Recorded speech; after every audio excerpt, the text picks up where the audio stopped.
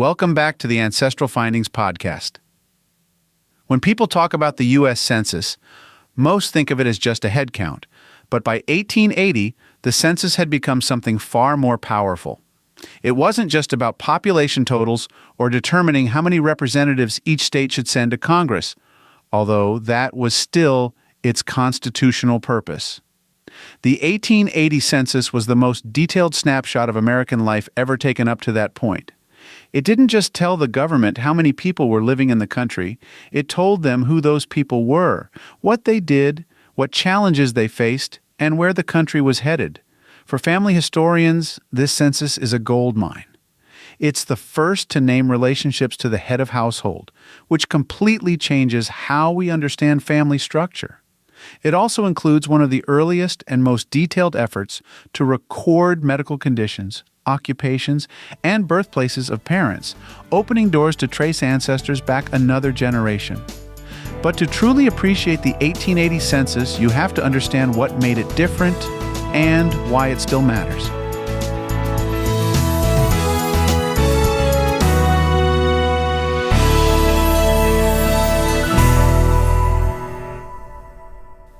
The 1880 census was taken in a country that was still healing from the Civil War, but looking forward to the future. Industry was booming, railroads were crossing the continent, immigrants were arriving in huge numbers from Ireland, Germany, Scandinavia, and increasingly from Italy, Russia, and Eastern Europe. The South was still in economic disrepair, and the Reconstruction era had officially ended just 3 years earlier in 1877. Western territories were growing fast. Native American lands were being taken or controlled, and the federal government wanted data, real data, to understand how this new America was shaping up. This was the 10th National Census, and it introduced sweeping changes in how information was gathered and used. For each person in the household, census takers recorded their full name, age, sex, race, marital status, relationship to the head of the household, birthplace, and the birthplaces of both parents. That last detail, the birthplace of each person's mother and father, is especially valuable for genealogists since it gives clues about migration patterns, heritage, and the generation before. The census also recorded occupation, whether a person was unemployed due to disability, and whether they were blind, deaf, insane, or idiotic, terms used at the time. While those labels are outdated and insensitive today, they offer insight into how the country was starting to address disability and health as part of its demographic picture. If someone had been sick or injured within the last year, that too was recorded, sometimes with the cause. You'll occasionally see notes like fever for 3 months, broken hip, or rheumatism, giving researchers clues to why someone may have been absent from work, struggling financially, or not present in later records. The census even asked if children had attended school during the year and whether adults could read and write. These details paint a picture of both family structure and opportunity, especially when comparing households across generations or social status. One of the biggest changes in 1880 was who took the census. In prior years, U.S. Marshals were responsible for collecting data. But in 1880, for the first time, the government hired specially trained census enumerators who were assigned to smaller, more manageable districts. This meant more consistent information, better coverage in cities, and, at least in theory, more accurate reporting. Enumerators were expected to personally visit every household and complete the schedule with greater care. This also resulted in better handwriting and more complete answers in many areas, though errors still occurred, especially in rural places or among immigrant populations with language barriers. The census was no longer just a way to count voters or divide up political power. It was a tool for policymaking. Congress wanted to know how many people were working, what jobs they held, how many were attending school, how disease and disability affected the population, and what patterns of immigration and birth were shaping the states. This was the first census where demographics were used to drive decisions about health, industry, education, and even military planning. The real breakthrough for genealogists came with one small addition, the relationship to head of household column. For the first time, we can see not just who was living together, but how they were related. This allows researchers to build out families with much more confidence. A woman listed as wife, a child as son, or a widowed mother-in-law now identified by name. These are powerful connections. In earlier censuses, we had to guess based on age and position.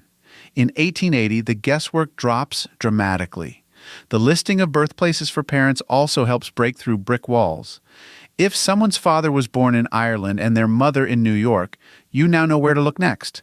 In families with older children born in one state and younger children born in another, you can trace migration with greater precision. For African American families, the 1880 census continues the thread started in 1870. Many formerly enslaved individuals who first appeared by name in 1870 are now established heads of households, often with property, church involvement, or new careers.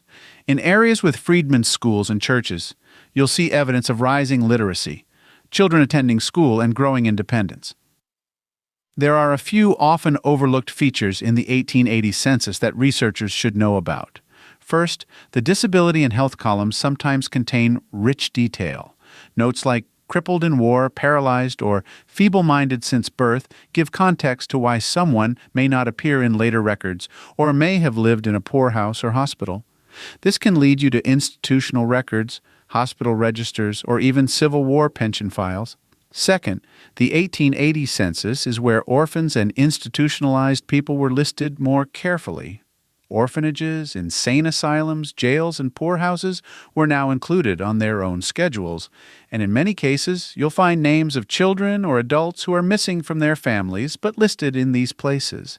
Third, the 1880 census was the last one for which the entire original dataset survived and was indexed and digitized for every state until 1900. Most of the 1890 census was destroyed in a fire. That makes 1880 incredibly important for placing your family just before the gap. In 1880, many states still kept state censuses, often between federal census years.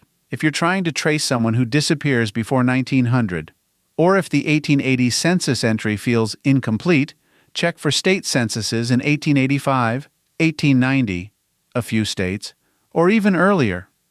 Property maps, tax rolls, and church membership lists from the late 1870s and early 1880s can also help fill in the local context. If a household had several school-aged children, school attendance records, especially for one-room schools or black freedmen schools, might confirm names and ages. The 1880 census marked a turning point, not just for government planning, but for the way we understand the past. For the first time, we could see households in a meaningful, connected way. We could trace parents and grandparents, follow migration through children's birthplaces, and understand how occupation, education, and illness shaped daily life. It's more than a list of names. It's a reflection of a country finding its rhythm again after war, growth, and national change. And for family historians, it's a foundational record, one that still offers insight, connection, and a surprising amount of detail when you know where to look. Spend time with this census. Read it slowly. Look not just at the names in your family, but at the ones surrounding them. You'll likely find connections you didn't expect, and maybe even answers to questions you've been carrying for a long time.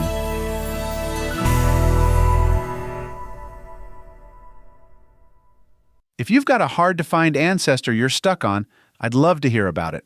Just head over to ancestralfindings.com and click on Contact to send me a message. While you're there, take advantage of our free weekly genealogy lookups, explore thousands of articles, and enjoy hundreds of podcast episodes. We've been helping family history researchers since 1995. And if you're looking for even more, check out our Genealogy Gold Q&A series over on Patreon. Thanks for listening, and as always, happy searching.